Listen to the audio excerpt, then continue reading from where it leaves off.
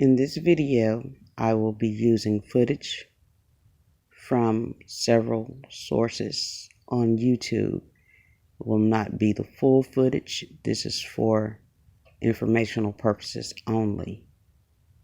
Let's get started.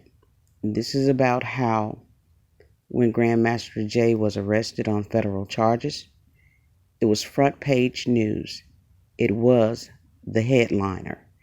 It was the breaking story, and everyone had that information. Let's see what everybody had to say. Knows that Grandmaster Jay, a.k.a.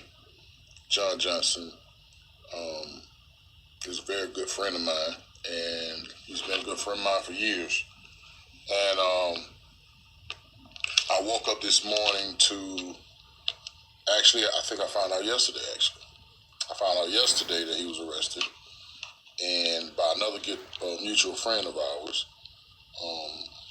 According to records, federal agents kicked down his door at home, and they arrested him alone, and they charged him with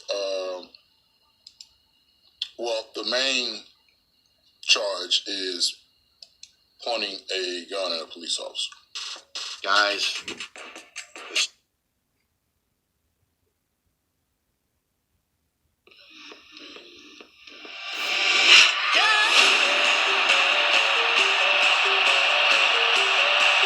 may or may not already know, Jonathan Fitzgerald, the leader of Nfac, has been indicted on federal charges. He goes by Grandmaster Jay, and he led his self-proclaimed black militia group to Louisville. Tonight, John Johnson is in the Oldham County Jail. Hi, everybody. Thanks for joining us on the Night Team. I'm Doug Prophet.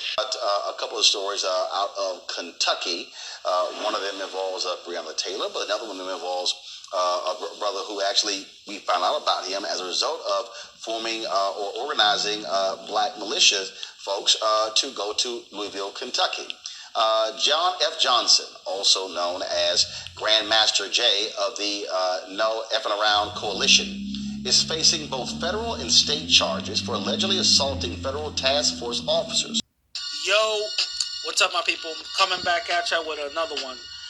Okay, so Grandmaster Jay, I've been very, very silent on what I think about him, very silent on his movement, because I didn't really have too much information. There was a lot of misinformation, a lot of people coming out the woodworks, calling him an agent, calling him a provocateur, calling him COINTELPRO. Bro, today, Grandmaster Jay was arrested on federal charges. He was arrested on federal charges.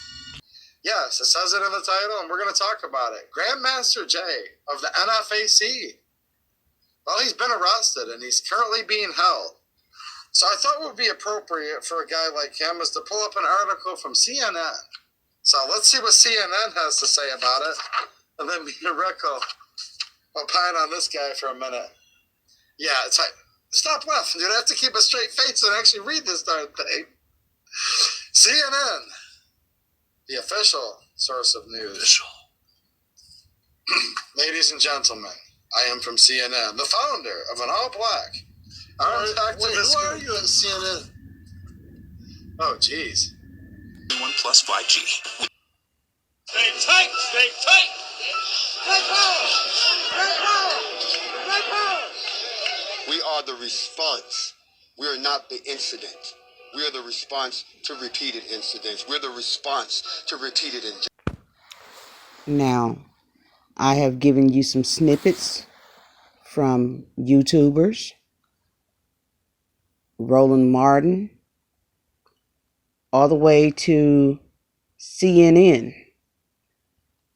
All of these people covered the federal arrest and the indictment of John Fitzgerald Johnson, known as Grandmaster Jay, the leader of the Nfac.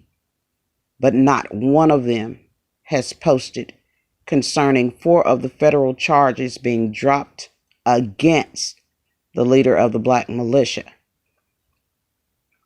I'm not a YouTuber as far as putting out videos. I'm not a professional at this.